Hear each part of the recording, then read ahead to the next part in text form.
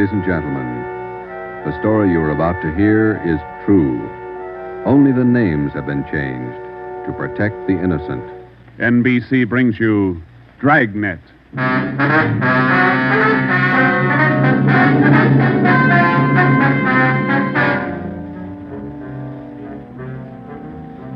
You're a detective sergeant. You're assigned to homicide detail. A gang of quick-trigger gunmen have moved in on your city. They've given public notice that they'll kill the first cop who tries to take them. You know the risks. Your job, apprehend the suspects. Dragnet, the documented drama of an actual crime, investigated and solved by the men who unrelentingly stand watch on the security of your home, your family, and your life. For the next 30 minutes, in cooperation with the Los Angeles Police Department, you will travel step by step on the side of the law through an actual case, from beginning to end, from crime to punishment. Dragnet is the story of your police force in action.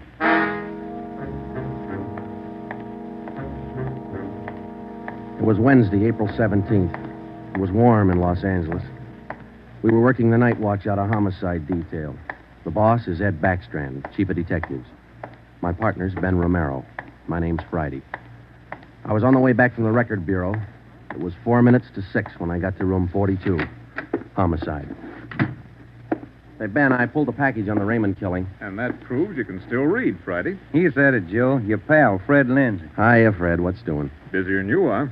We know what we're looking for. Just having a little trouble finding them. That's the way it is with automobiles. They misplace so easy. Not normally, they don't. We got a small-size epidemic on our hands. Well, don't let us keep you, Fred. Just ducked in here for a breath of calm air and to invite you to dinner for the last time. The wife and I are still waiting for the first time. How about it, Joe? Ruth's got a new pressure cooker. Your sister-in-law visiting you again, huh? No, on the level. Not selling a thing. Come on. Who is it this time? My cousin. But she's awfully pretty, Joe. Oh, why do you guys insist on trying to marry me off? Me and Fred went down fighting, but it kind of grows on you after a while. Now, tell me, what is it about a married man? Just can't stand to see one single man left in the world. How about it, Joe? Tomorrow night at 7, okay? Okay, tell Ruth I'll be there. It figures that he's got to run out of kinfolks pretty soon. Fine, we'll be expecting you. Got a stakeout tonight, but tomorrow I'll be clear. Anything big? Nothing definite, Ben. Just to follow up on those stolen cars. See you, men. So long, Lindsay. Joe, you'll like my cousin. Oh, never say die. What a character. You just catnip to women, Joe. Yeah. Well, here's that Raymond package. Let's check those dates that Backstrand wanted, huh? Wednesday, April 17th was just routine. A dinner date I tried to get out of, some paperwork that the chief wanted done, and a hot, sticky day. Too hot to wear a suit of clothes. Sometimes it's like that. A day starts out being routine. By the time it comes of age, it's got a personality all its own. At 10:23 that night, Ben and I were just finishing up the paperwork, and Ed Backstrand opened his office door. Friday, Romero just got a hotshot call. What you got, Skipper? Hold up and shooting at Hooper and Esperanza, code 3. Code 3, that means red light and siren. It was 10:32 when Ben and I pulled up at the corner of Hooper and Esperanza. It was a bar in the basement of a building on the south side of the street. A radio car was there, and the two officers were holding the crowd back. A man was talking to one of the officers who turned and pointed to us. As Ben and I got out of our car, the man hurried over to us. You're the detectives? That's right, Sergeant Friday. My name's Cummings, R.L. Cummings. I own the bar. This is terrible. There was a gunfight downstairs. Uh-huh, come on. Where's the ambulance? One of the officers in the radio car said we needed the coroner. Did you see the actual shooting? No, I didn't. Here's the fellow that was shot. Oh, there's Jones from the crime lab. Hello, Friday. Romero. Hi, Lee. What do we got here? Pretty bad. Looks like a shotgun. Close range. He really got in the way of it. Ben. Yeah. It's Fred Lindsay. Motor theft. He was on a stakeout, Lee. Tell us about it, Mr. Cummings. You know this fellow, Sergeant? Yeah, we know him. What happened? We had a holdup tonight. 3 men. Yes, go on. Well, business was good, real good. We had a large crowd, and I was happy about that because I've been trying to sell out for a long time now. I've been showing the place to different parties all week long. I had a fellow coming over tonight to take a look at it. What time was that? Oh, a little less than an hour ago, about 9:30. I see. Go ahead. It was almost time for this man to show up, so I called Eddie, that's my bartender, and I told him to kind of keep a lookout for the man because I was going back to the office to get the books ready to show. You know how it is when you want to sell a business.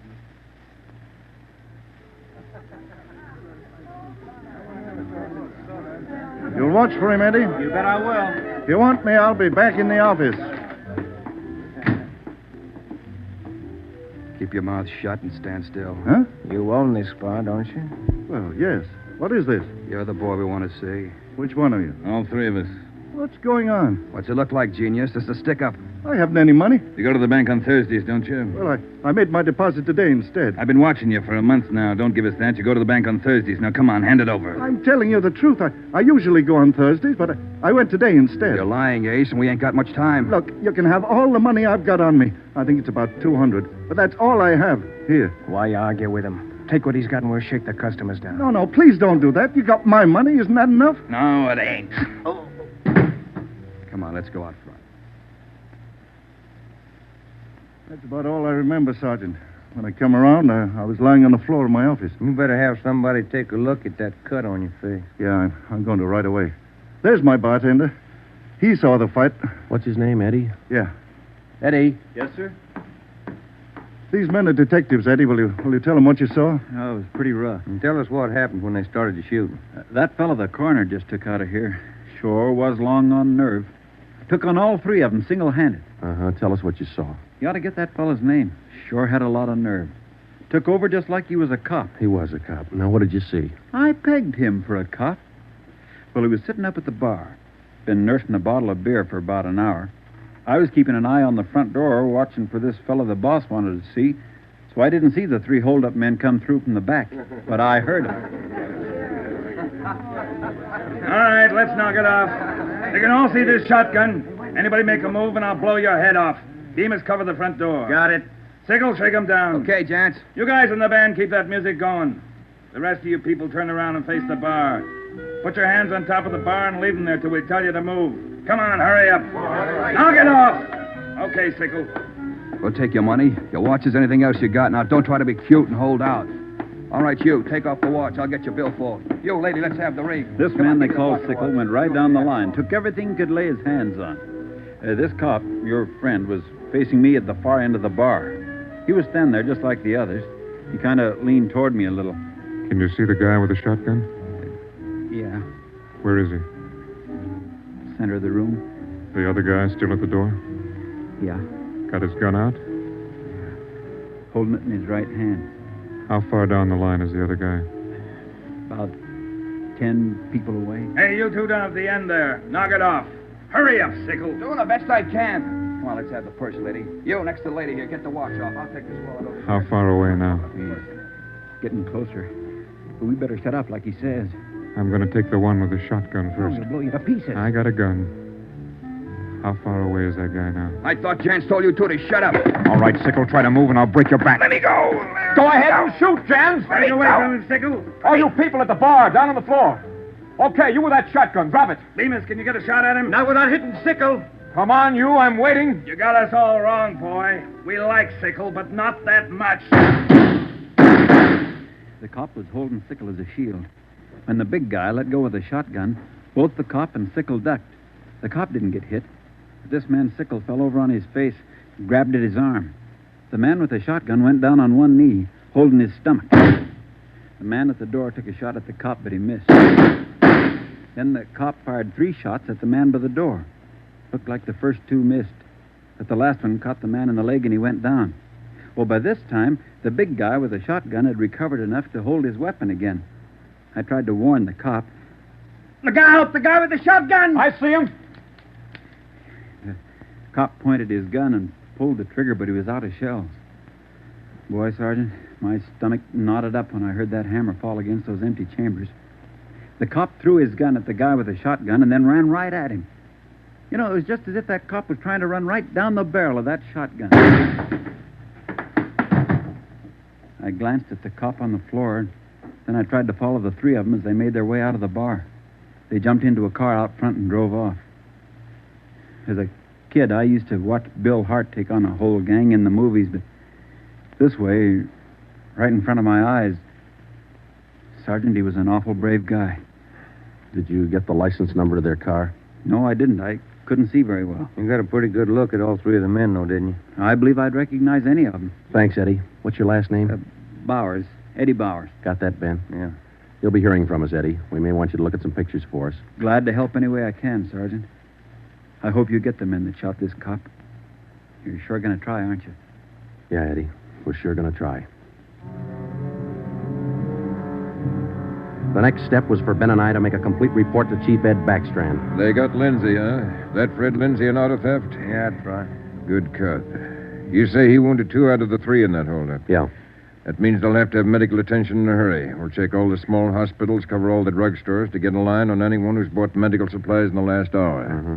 As soon as medical detail notifies Miss Lindsay, I'd like to go over and see her. Smith from the medical detail's out there now. By the time you get back, we may have a flash in the drugstores or hospitals. We'll be back in 30 minutes. Call them when you get out there. Right, Ed. You might carry this with you. Yeah? I'm sick.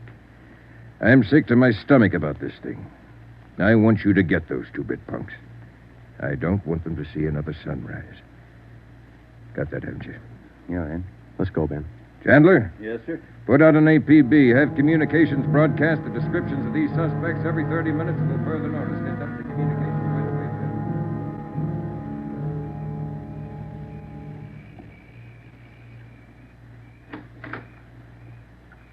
Hello, Joe. Come in. Thanks, Ruth. Sit down. Ruth, you know how we all feel. It's all right, Joe. You're married to a cop. I guess you're meant to expect things like this. He'd like that. Fred and I used to discuss the possibility of this. I used to worry about him. I used to worry a lot, Joe. All those nights when he was away and the days, I used to worry. Now I know he's safe. Anything you want or you need? Thanks, no, Joe. Anything at all that I can do? Yes, Joe. I think there's something you can do. You and Ben are assigned to this case, aren't you? That's right. Then be careful. Just thinking that you and Ben will have to face those killers. Ben's wife. Be careful, Joe. Yeah, Ruth, we will. Oh, sure. I want to see you get the men that did this to Fred. More than anything, I want that. No more heartaches. Yeah. Thanks for coming by, Joe.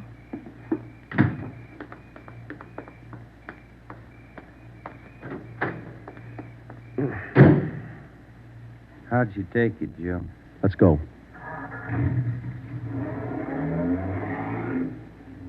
Joe, how'd she take it? You're married, Ben. You figure it.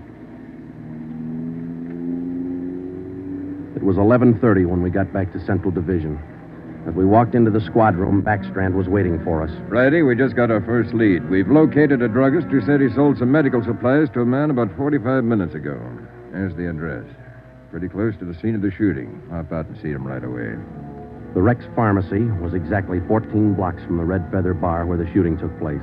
Rex Pharmacy was like your corner drugstore, complete with apothecary jars and shower curtains. The druggist was the same little man who's been prescribing sulfur and molasses since you were a kid in school. Just about ready to close. What can I do for you, gentlemen? We're from the police department. I've been halfway expecting you fellows. We got a report that you sold some medical supplies to a man about an hour ago. Yes, sir, that's right. It's like I was telling those other officers that were here a while ago. There was something funny about that little fellow. How you mean? Well, for one thing, he came in here sweating quite a bit. Of course, it's a warm night, but he seemed terribly nervous. Anybody with him? No, he was all by himself. What did he buy? Well, it wasn't so much what he bought, but how much. What do you mean? You know how most people buy iodine, a little 10-cent bottle. He bought a couple of pints. Then there was all that gauze and adhesive tape. Bought enough to repair a small army. Cotton, box of swabs. Then he asked me something that made me wonder. What was that? Asked me if I had something to probe with. That's just the way he said it. Something to probe with. I asked him, what do you want to probe for? What'd he say? Said a splinter. I told him a sewing needle would do the trick. He said, forget it, and then he paid me and walked out. Uh-huh. Could you describe the man? He was a small man, dark. Like I said, awful nervous. You think you could identify him? Oh, sure I could, if I ever saw him again. Well, did he leave on foot, or was there a car outside? Left in a cab, parked right out in front. Couldn't miss it. Did you happen to take down the license number? Well, no, I didn't. But I did jot down the taxicab number. Would that help? Taking down cab numbers isn't exactly in a druggist's line, but because he had the presence of mind to do that one small thing, we accomplished in 10 minutes what could have well taken as many weeks. Maybe with this small wedge, we could do what Backstrand wanted us to do. Get the killers before another sunrise. Well, it was close to midnight when we stepped into the drugstore phone booth. I called the cab company, got the night supervisor. I gave him the number of the cab, and he checked his location chart. Cab 375 was operating out of a stand at Wilshire and Greenhaven. He was the right driver, and he remembered the fare. Sure, I know who you mean. A little guy. Seemed in a big hurry. It was a long fare, though. I took him out to Inglewood. Wait till I check my log sheet. I'll give you the exact address.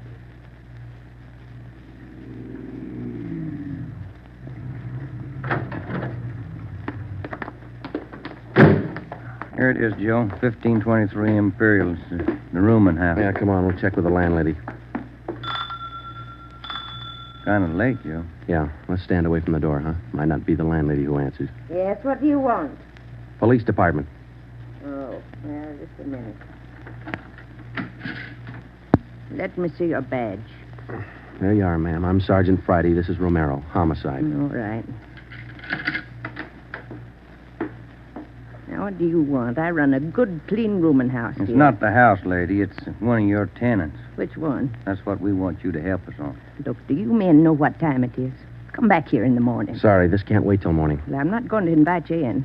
We'll talk right here on the porch and keep your voices down. My tenants work during the day. Whatever you say, ma'am. Now, what is it you want to know? We're looking for a small, dark man. Well, I got 3 here. Could fit that description. No, he came in late tonight, about 45 minutes ago. I wouldn't know about that. I don't spy on my people. This is very important. You'll have to keep your voices down. Sorry.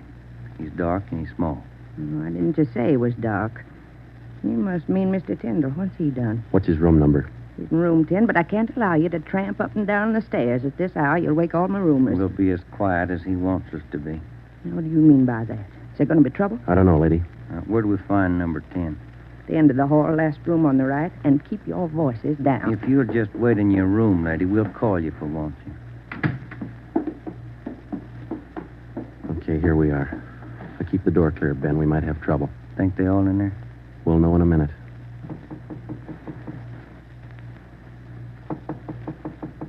Who is it?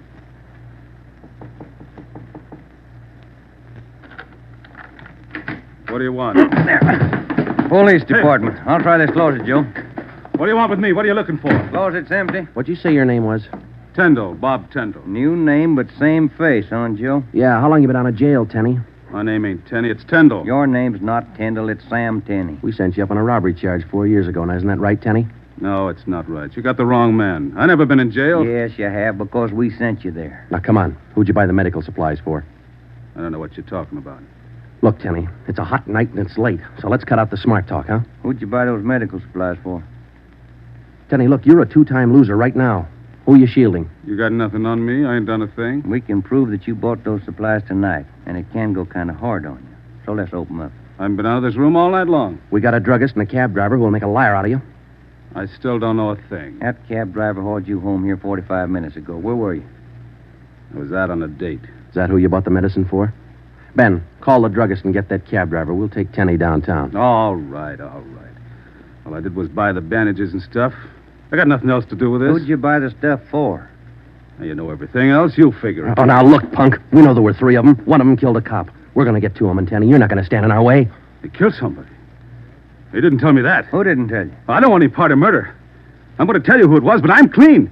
I got nothing to do with it. I was trying to help them out of a jam. Who were you trying to help? It was Roy Bemis, Charlie Sickle, and Red Jans. They didn't tell me nothing about murder. Oh, why'd you help? They offered me a pretty good piece of change to run an errand for them. You know I got paid for. That's all I had to do with it. Where did you deliver those medical supplies? I have to tell you that. I'm afraid of Jans. He's awful free with that shotgun. We'll give you protection. Now, where are they? Can I go to jail till you get them? You'll get protection. Give us the address. It's an apartment house. Just around the corner from here. The Blue Eagle. We took Sam Tenney down to Central Division with us. On the way downtown, he told us that Red Jantz and the other two had their room at the Blue Eagle barricaded. Tenney said that they told him that they'd kill the first cop who tried to take them. Well, we knew they were wounded. He told us that Sickle had an arm wound, Bemis got it in the leg, and Jantz had a slug in his side. We figured they'd be weak from the loss of blood, and we could take them easy. You'll never take those guys easy. Sure, they lost a little blood, but they had enough fight left to stack that room. And they got enough left to kill you if you try to take them. On the way to headquarters, we stopped at an all-night drive-in and called Ed Backstrand. We told him we had a radio car watching the Blue Eagle. We gave him the whole story and told him we were on our way in. By the time we checked into Homicide, Ed had the plan all mapped out. It was 2:25 a.m. Here's the map from the city engineers. It's one city block bounded on the north by Hawthorne Street, on the south Lawndale Avenue, on the east 16th Street, and to the west 17th. The Blue Eagle apartment house is right here, on 16th and Hawthorne. West of the Blue Eagle is a private residence. South of the Blue Eagle on 16th is a vacant lot. There are 12 apartments in the building. The men we want are on the second floor, number 11. And that apartment faces east on 16th. How do you want to handle it, Ed? Now, Baker and Moorheim will evacuate the private residence. Friday, and Romero clean out the apartment building. Right, Skip. All traffic is being diverted. The entire block is completely isolated. We'll throw up a cordon. As soon as we clear the residence, nobody goes in, nobody goes out. Will you brief us again when we get there, Ed? I'll give you all the briefing you need right now. Get this. These guys have already killed a cop. I don't want to lose any more. You know they're heavily armed and they're desperate. Have the men draw shotguns, tear gas, and Tommy guns. I'll take care of that, Skipper. All right. Now, we're not going in after these punks like tin horn heroes. We're going after them, and we're coming out alive. All of us. What time is it, Friday? 2:37. Not much time till sunup, is it? It was a code 2. That means red light and move fast. Backstrand figured we needed 6 squad cars, 4 men to a car, the police public address truck, ambulance, and floodlights. Ben checked out the weapons to the men, and by 2:46, we pulled out of the Central Division garage. We slid into the area at 3:20 a.m. The 6 squad cars and the public address truck took up their positions. The floodlights were rigged and ready to turn on at Backstrand's command. The machinery was set to roll as soon as we got the neighborhood cleared. Ben and I evacuated the Blue Eagle apartment house. How many does that make, Joe? Well, we've cleared 9. 2 to go. Here's apartment 10. The killers are right next door. Joe, I'd like to kick that door in right now. Take your time, Ben. We'll get to him. Quiet now.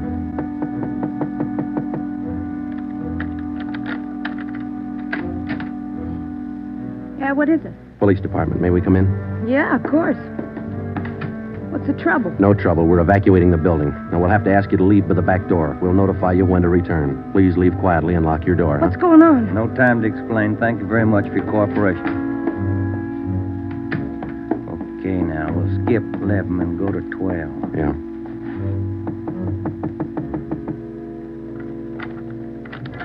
Yeah?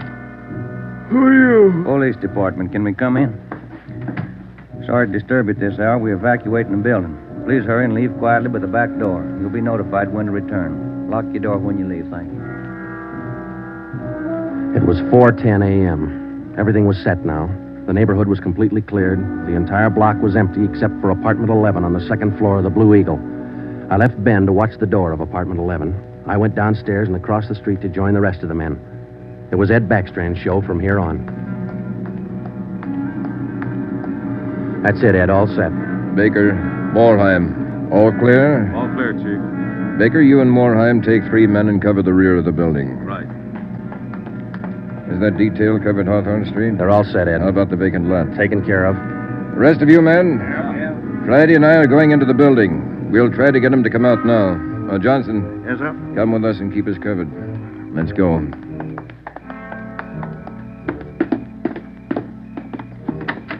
Apartment 11's up at the head of the stairs, Ed. Right. Any action, Romero? Not a thing, Skipper. Keep down, all of you. I'll try to get him out. Jantz, Bemis, Sickle, you're all alone. The building's clear. Come on out with your hands behind your head. Come on out, Jantz, or we'll come in and get you. You hear me? I hear you, Ed. Come on, let's get out to the street. Johnson, cover that door and be careful. Keep down. Right, Chief. Friday, Romero, come with me. We left Sergeant Johnson to watch the door, and we ran out into 16th Street and ducked down behind the police sound truck. The floodlights hit the side of the building. Backstrand grabbed the microphone. Jance, Bemis, Sigel. You've got 30 seconds to come down out of that room. Walk out backwards with your hands behind your head. Stay together. Don't fan out. 30 seconds, Jance. They're making it tough, Ed. Romero, lob some tear gas through that window. Right, Skipper. Come on out, Bemis. We're giving you a chance. That's more than you gave that cop in the bar. Come on out. That's Jance, Ed. He isn't coming out. They must have got Johnson because they're in another room. Shoot the gas in there. That's not going to get him out, Ed. Give it time, Flatty.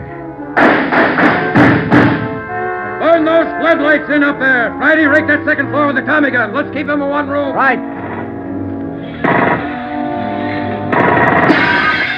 Hold your fire, Friday. George, give us a couple of masks. Ben and I are going in. The rest of you men concentrate your fire on those 2 rooms. Hit them down. Here's your mess, Joe. Let's go. Come on.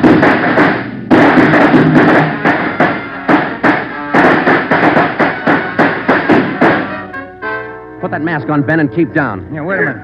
Somebody coming down the inside stairs. Duck, Ben. He's got a gun. I got one, copper. Get out of my way. Stop it, you. You haven't got a chance. I'm coming through, copper. I think I stopped him, Joe. Can you see Johnson? No, it's too much gas in there. All right, you 2 up there. We got one of you. The other 2, come on out. Joe, think we got him? I don't know. Can you see Johnson? No, Joe. It's still too thick in there. I'm going in, Ben. Cover me. Come on. We know there are 2 of you up there. Just one, copper. Throw your gun down the stairs ahead of you. Hurry up. Shotgun, Joe. Jance. I see him. I'll take him at the foot of the stairs. All right, I got my hands up. I found Johnson, Ben. All right, Jance, outside. Come on. Move. Put the handcuffs on him, Ben. I'll cover you. How's Johnson? I don't know. Ed, get the ambulance crew over here. Jance, who's this other guy we got? Bemis. How about Sickle? I said just one, didn't I, copper? Never mind the smart talk, Jance. Now just answer the question, huh? Sickle wanted out of it a long time ago, so I let him out. He's upstairs. I let him out the back way. Mean you shot him? He wanted out, didn't he? All right. We'll take him in. Johnson's in the ambulance. I'll see you in the office. Yeah. Right, Skipper.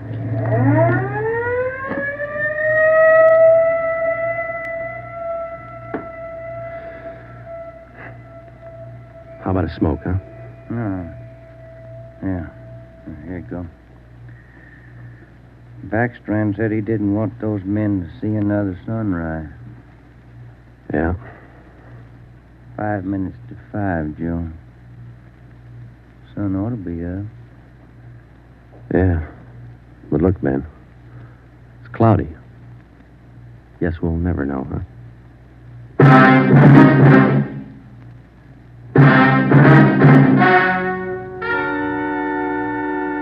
The story you have just heard was true. Only the names were changed to protect the innocent. Edgar Red Jans, the sole survivor, was tried and convicted and sentenced to be put to death in the state penitentiary in the manner prescribed by law.